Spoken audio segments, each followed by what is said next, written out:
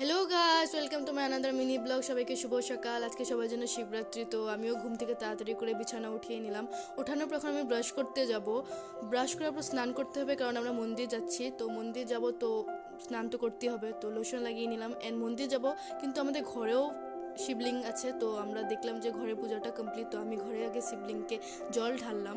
জল ঢালার পর তো এখন আমি মন্দিরের জন্য রেডি। তো এখন আমরা যাব মন্দিরে। তো কী জিনিস নিয়ে যেতে হবে ওগুলো আমাদের মা ঠিক করে দিয়েছে। এখন আমরা যাচ্ছি মন্দিরে তিনজন। গিয়ে দেখলাম যে মন্দিরে ওরকম লোক নেই, তো ভাবলাম আমরা যে আজকে তাড়াতাড়ি হয়ে যাবে, তো তাড়াতাড়ি হয়নি।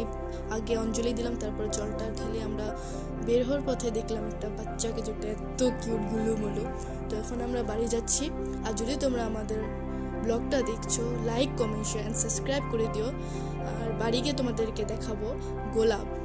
এখনের জন্য বাই বাই।